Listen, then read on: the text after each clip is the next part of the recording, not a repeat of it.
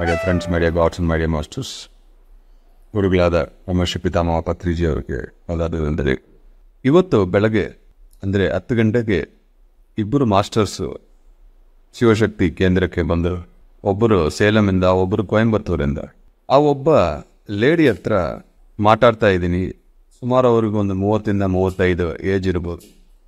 ಅವ್ರ ಮುಖ ನೋಡಿದ್ರೆ ತುಂಬ ಪ್ರಕಾಶವಾಗಿದೆ ಮುಖ, ಆದರೆ ಒಳಗೆ ತುಂಬ ದುಃಖನೂ ಇದೆ, ಮುಖದಲ್ಲಿ ಪ್ರಕಾಶನೂ ಇದೆ. ಇದು ತುಂಬ ರ್ಯಾರ್ ಕಾಂಬಿನೇಷನ್. ಬಾಯಿ ಬಿಟ್ಟು 2 ಮಾತು ನಾನು ಮಾತಾಡಿದ್ದೀನಿ. ಹತ್ಕೊಂಡು ಏನಾಯಿತು ಅಂತ ಕೇಳಿದರೆ, ಗಂಡ ತೀರೋಗಿದ್ದಾನು 2 ವರ್ಷಕ್ಕೆ ಮುಂಚೆ ಅಂತ ಹೇಳಿದ್ದು. ಆಮೇಲೆ ಏನಾಯಿತು ಅಂತ ಕೇಳಿದ್ದೀನಿ.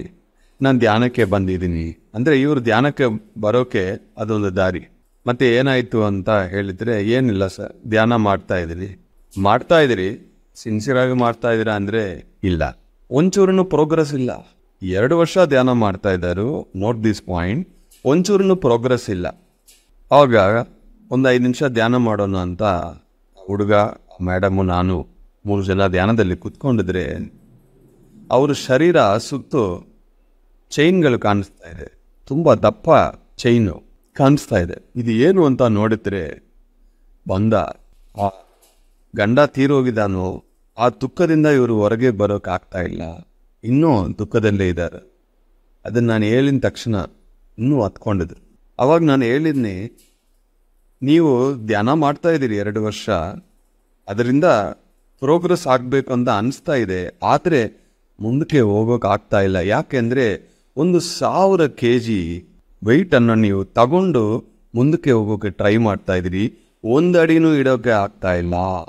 ಇದು ತುಂಬ ಇಂಪಾರ್ಟೆಂಟ್ ಪಾಯಿಂಟ್.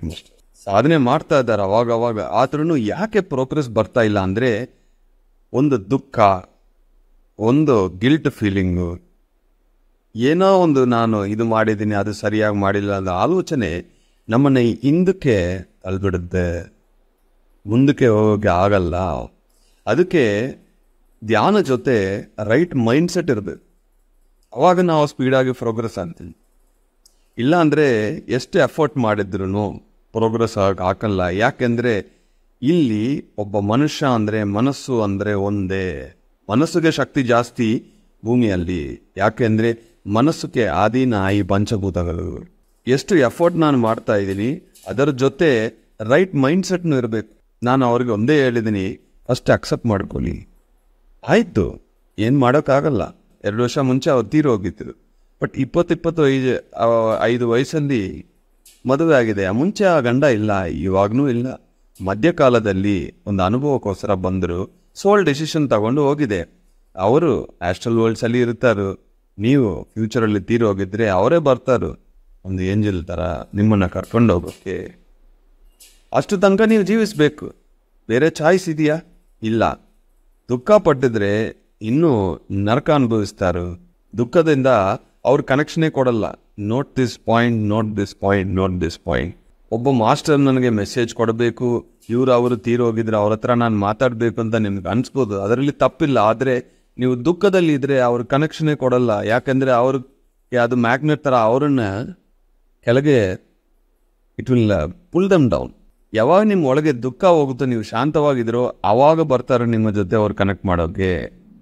ಯಾವಾಗ ನಿಮಗೆ ಎಮೋಷನ್ಸ್ ಸ್ಟ್ರಾಂಗ್ ಆಗಿರುತ್ತೋ ಕನೆಕ್ಷನ್ ಅನ್ನೋದು ಎಸ್ಟಾಬ್ಲಿಷೇ ಆಗಲ್ಲ. ದುಃಖ ಇದ್ದರೆ ಕನೆಕ್ಷನ್ ಆಗಲ್ಲ, ಕೋಪ ಇದ್ದರೆ ಕನೆಕ್ಷನ್ ಆಗಲ್ಲ, ದ್ವೇಷ ಇದ್ದರೆ ಕನೆಕ್ಷನ್ ಆಗಲ್ಲ, ಗಿಲ್ಟ್ ಫೀಲಿಂಗ್ ಇದ್ದರೆ ಕನೆಕ್ಷನ್ ಆಗಲ್ಲ. ಒಬ್ಬ ಹೈಯರ್ ವರ್ಲ್ಡ್ಸ್ ಮಾಸ್ಟರ್ಸ್ ಹತ್ರ ನೀವು ಕನೆಕ್ಟ್ ಆಗಬೇಕು ಅಂದರೆ ಶಾಂತವಾಗಿರಬೇಕು, ಸಂತೋಷವಾಗಿರಬೇಕು, ಆವಾಗ ಆಗುತ್ತೆ. ಈ ದುಃಖ, ಕೋಪ, ದ್ವೇಷದಿಂದ ಕೆಳಗೆ ಲೋಕಗಳಿಂದ ಅವ್ರು ಕನೆಕ್ಷನ್ ಒಂದೇ, ಮೇಲೇನಾ ಕೇಳೇನಾ, ಅದು ನಿಮ್ಮ ಮೈಂಡ್ ಸೆಟ್ ಹೆಂಗಿದೆಯೋ ಹಂಗಾಗುತ್ತೆ. ಒಂದು ಕ್ಷಣ ಅವರು ಯಂಗ್ಸ್ಟರ್ ಆಗಿದ್ದರೆ ಅವ್ರ ಮುಖ ತುಂಬ ಸಂತೋಷವಾಗಿ ಕಾಣಿಸಿದೆ. ಅವಾಗ ಹೇಳಿದ್ದೀನಿ, ಮದುವೆ ಮುಂಚೆ ಎಷ್ಟು ಖುಷಿಯಾಗಿ ನೀವು ಇದ್ರೆ ನಾನು ನೋಡಿದ್ದೀನಿ ಒಂದು ಸಲ. ಅಂದರೆ ಹೌದು ಸರ್, ಅದು ಆ ಜೀವನ ಮತ್ತೆ ಬರಬೇಕಾ, ಜೀವ ಮತ್ತೆ ಬರಬೇಕು. ಪ್ರಾಣ ಇದೆ, ಜೀವ ಇಲ್ಲ. ಇನ್ನೇ ನಾನು ಹೇಳಿದ್ದೀನಲ್ಲ, ಪ್ರಾಣ ಇದೆ, ಓಡಾಡ್ತಾ ಇದ್ದಾರು, ಮಾತಾಡ್ತಾ ಇದ್ದಾರು, ತಿಂತಾ ಇದ್ದಾರು, ಧ್ಯಾನ ಮಾಡ್ತಾ ಇದ್ರು. ಅಂದರೆ ಮುಖದಲ್ಲಿ ಜೀವ ಇಲ್ಲ, ಪ್ರಕಾಶ ಇದೆ, ಜೀವ ಇಲ್ಲ, ಜೀವಶಕ್ತಿ ಇಲ್ಲ. ಯಾಕೆ?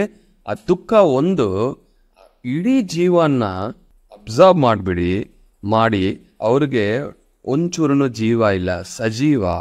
ಅಕ್ಸೆಪ್ಟ್ ಮಾಡಬೇಕು ಫಸ್ಟ್. ಏನೇ ಆದ್ರೂ ಲೈಫಲ್ಲಿ ನಾವು ಅಕ್ಸೆಪ್ಟ್ ಮಾಡಬೇಕು.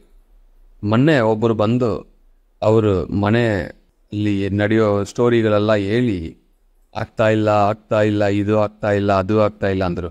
ನಾನು 2 ಚಾಯ್ಸ್ ಕೊಟ್ಟಿದ್ದೀನಿ. ಒಂದು, ಲಿವ್ ಆರ್ ಲೀವ್. ಅಕ್ಸೆಪ್ಟ್ ಮಾಡಿ ಕಂಪ್ಲೀಟಾಗಿ ಇಲ್ಲಿ ಇರಬೇಕು, ಇಲ್ಲಾಂದರೆ ಅವನು ಬಿಟ್ಬಿಡಿ ಅಂದರೆ ಬಿಡೋಕ್ಕಾಗಲ್ಲ ಸರ್ ಅಂದರೆ ಜೀವಿಸಿ. ನಾ ಅವರನ್ನು ಬಿಡಲ್ಲ, ಬಟ್ ಕಂಪ್ಲೀಟಾಗಿ ಜೀವಿಸಿಲ್ಲ ಅಂದರೆ 50-50 ಮೈಂಡ್ ಸೆಟ್ಟಿಂದ ನಿಮ್ಗೆ ಏನೂ ಬರಲ್ಲ. ಪ್ರತಿಯೊಬ್ಬರು ಚೇಂಜ್ ಆಗಬೇಕು ಅಂತ ಇದೆ, ಕರೆಕ್ಟ್. ಸಮಯ ಕೊಟ್ಟರೆ ಅವರು ಚೇಂಜ್ ಆಗ್ತಾರೆ. ಯಾಕಂದರೆ ನಿಮಗೆ ಸಂಕಲ್ಪ ಇದೆ, ಅವ್ರ ಇಡೀ ಕುಟುಂಬ ಚೆನ್ನಾಗಿರಬೇಕು, ಇಡೀ ಕುಟುಂಬದ ಎಲ್ಲ ಧ್ಯಾನಕ್ಕೆ ಬರಬೇಕು ಅಂತ ಎಲ್ಲರಿಗೂ ಇದೆ. ಬಟ್ ನೀವು ಅಂದ್ಕೊಂಡಿದ್ರೆ ಇವತ್ತು ನಾನೇನೋ ಆಗುತ್ತಾ? ಸಮಯ ಕೊಟ್ಟರೆ ಆಗುತ್ತೆ. ಸೊ ಒಂದು, ಕಂಪ್ಲೀಟಾಗಿ ಅಕ್ಸೆಪ್ಟ್ ಮಾಡಿ, ಇಲ್ಲಾಂದರೆ ಬಿಟ್ಬಿಡಿ. Live or leave. ಇದು ಒಳ್ಳೆ ಕಾನ್ಸೆಪ್ಟ್ ಬಂತು ಮೊನ್ನೆ ಅವ್ರ ಹತ್ರ ಮಾತಾಡಿ. Thank you very much my dear masters.